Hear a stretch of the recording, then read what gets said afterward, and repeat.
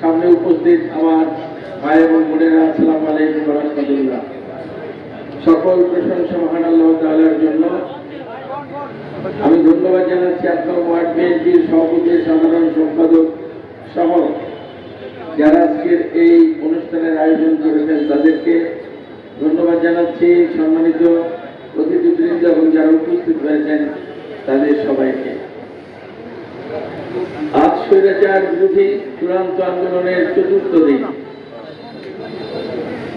2024 সালের এমনি একদিন আমরা রাজপথে আন্দোলনরত ছিলাম। 36 দিনের জুলাই আন্দোলনে স্বৈরাচার বিরোধী আন্দোলন করতে গিয়ে যারা শাহাদত বরণ করেছেন তাদের প্রতি শ্রদ্ধা জানাচ্ছি এবং রুহের মাগফিরাত কামনা করছি।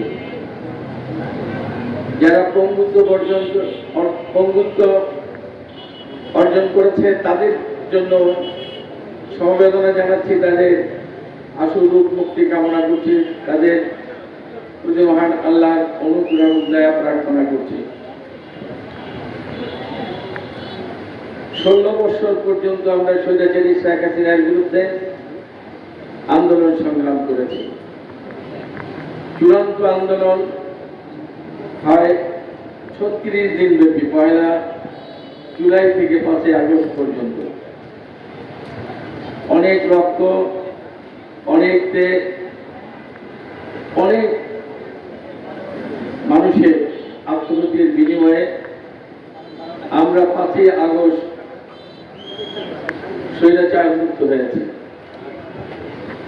একটু হিসাব করে দেখা প্রয়োজন।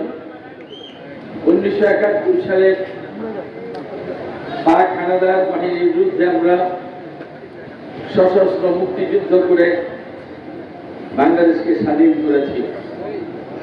সেই যুদ্ধে অনেক রক্ত দিয়েছি, আমরা অনেক ত্যাগ স্বীকার করেছি। তার বিনিময়ে আমরা কি পেয়েছি? আমরা স্বাধীন সার্বভৌম বাংলাদেশ পেয়েছি। স্বৈরাচারী পাকিস্তানি শাসক জনতাকে দেশ থেকে বিতাড়িত করেছি। এরপর 53 বছর পরে আমরা জুলাই আন্দোলনে ত্যাগ স্বীকার করে কি পেয়েছি?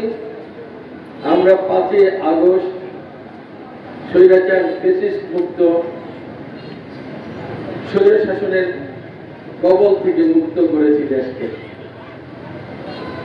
এখন আমাদের দেশ কি অবস্থায় আছে 5 তারিখের পরে সেটা একটু মূল্যায়ন করে দেখা প্রয়োজন। 16 বছর ফ্যাসিস্ট শেখ হাসিনা রাষ্ট্রের গুরুত্বপূর্ণ যতগুলা প্রতিষ্ঠান আছে সমস্ত প্রতিষ্ঠানকে ধ্বংস করে গেছে।